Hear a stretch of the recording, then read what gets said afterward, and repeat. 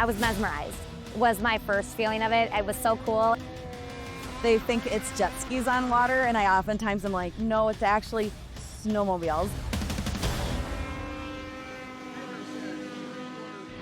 So watercraft snowmobiling is actually exactly what it sounds like. It is a snowmobile that we make slight modifications to. We have two categories. You can actually be an open mod, which that's kind of sky's the limit, or you can be a stock, which is very few modifications.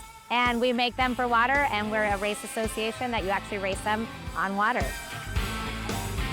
These really, really heavy machines actually become extremely light, and they carve a lot like you would be riding in the mountains, actually is how a lot of people describe it.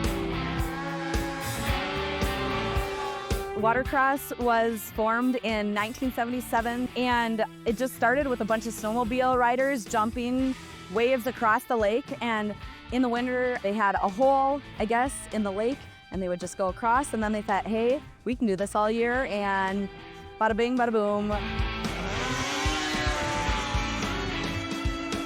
A normal race for us is we have qualifying heats on Saturday. So every driver per class gets 3 guaranteed heats that they're going to race.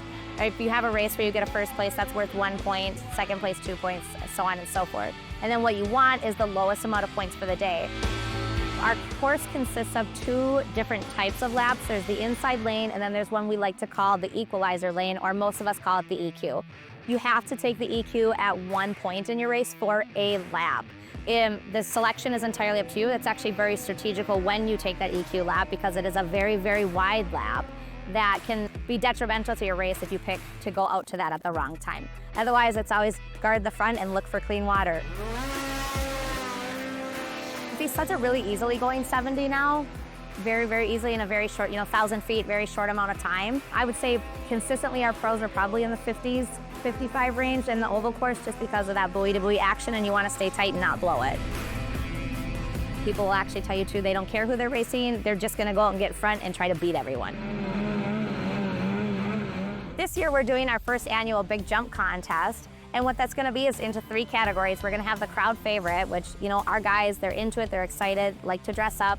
We have a time trial. Now that is, they get 2 minutes on the clock, and they have to make as many jumps as they can in 2 minutes. And then we also have furthest distance. So how far can they send the sled off of the jump going? So that's gonna be really exciting. We did clarify to each driver that it was how far the sled went, not necessarily the body.